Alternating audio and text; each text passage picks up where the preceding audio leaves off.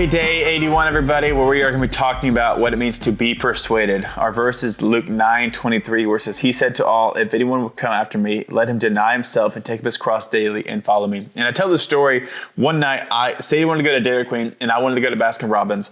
And needless to say, we ended up going to Dairy Queen because I was able, that was a burp, because I was able to be persuaded, and it did not lead us to get in an argument, because I was like, you know what, you want this, that is okay. We're going to go do it. And I think sometimes in our friendships, we can be, stubborn with things when we do need to be persuaded and, not be stubborn. But sometimes that can be a bad thing because you don't want to be persuaded for the negative things. I am kind of rambling and kind of stumbling. But our challenge of the day is, where do you struggle most with stubbornness or your own particular preferences? Work, family, church, your close relationships. What would it look like for you to release your grasp on a personal preference?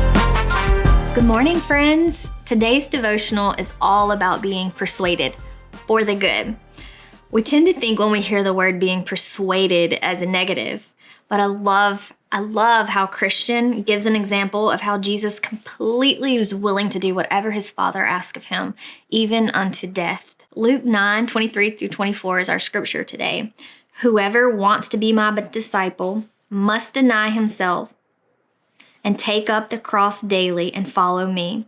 For whoever wants to save his life will lose it, but whoever loses his life for my sake will save it." We are asked daily to take up our cross and follow Jesus. This is seen in all our relationships, marriages, friendships, as a coworker, as a parent. We want it our way. They want it their way. None of us willing to be persuaded or compromise. But Jesus tells us our responses should be different. We should be willing to deny ourselves for the sake of others, just as he did. Within the commands that God's given us in Scripture, we are never called to compromise God's truth, his ways, or his words, not even a little. Christian made the statement, "The longer I walk in my relationship with God, the tougher it is for me to stand firm in my stubbornness." We should be so confident in who we are that allowing another person to win or have what they want shouldn't bother us. It shouldn't shake us.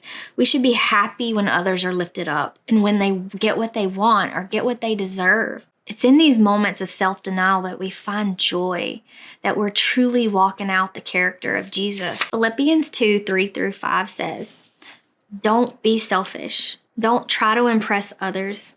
Be humble, thinking of others as better than yourself. Don't look at only your own interest, but take interest in others too.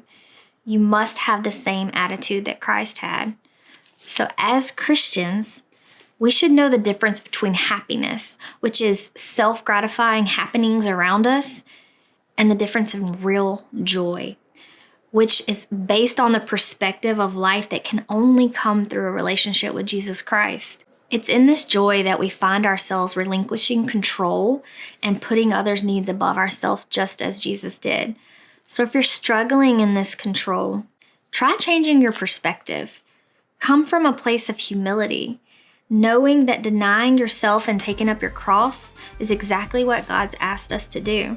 Let someone else win today and be persuaded by Christ.